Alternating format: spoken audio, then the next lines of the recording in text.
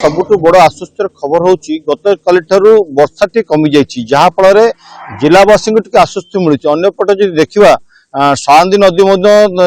गत काली 18.20 फुट उपर बन्या जल प्रभावित होता बेले आज सकाल सुधा 17.10 फुट अर्थात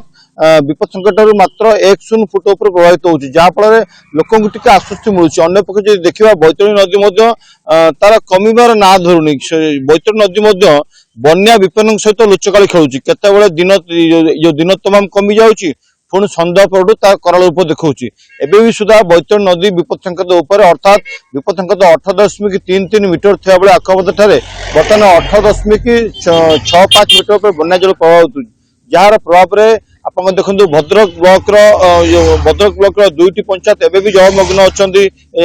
जलमग्न अच्छी अनेक स्थान को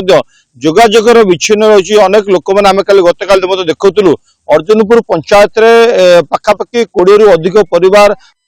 आश्रय नहीं जदि कह चांदबाई ब्लॉक अनेक पंचायत एवं भी जलबंदी अवस्था लोक मैंने घर बाहरी पारते से रे कौटी ना घर रही पार्टी ना रास्ता आसी पार्टी गत काल 3-3टी भयानक चित्र आसाला लोक मैंने पानी में भासी जाते किंतु सौभाग्यवश उद्धार कर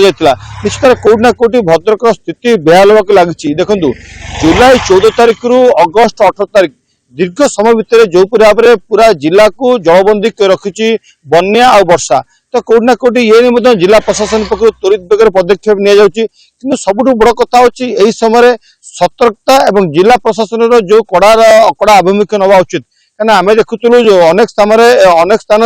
प्यूरिफायर वाटर जो प्यूरिफायर पानी दि जाऊँ कि लोक मैंने से पानी की मानु ना जहाँफल रोग बैराग या पर रोग बैराग हवा सुनिश्चित देखु चाष तो नष्ट है कल तो मुख्यमंत्री घोषणा कले चाष निस्तार मिल बास अनेक लोक जाइए जो मानकर एबे भी सुधा माने स्कूल घर अच्छा बात्या स्त्र अच्छा से सुधार आसो किंतु जदि शरीर खराब है सेठू उद्धार पाइबा अत्यंत कष्टकर एने जिला स्वास्थ्य विभाग रे गुरु दायित्व होची बन्या छाड़िया परे वर्षा छाड़िला परे लोक को सचेतनता आवश्यकता रही आप देखो जो तलिया अंचल लोक मैंने एबे भी सुधा रही माने पानी घर मम्मा भरोसा माने कोन पात्र इलेक्ट्रॉनिक्स संपर्क एक भरोसार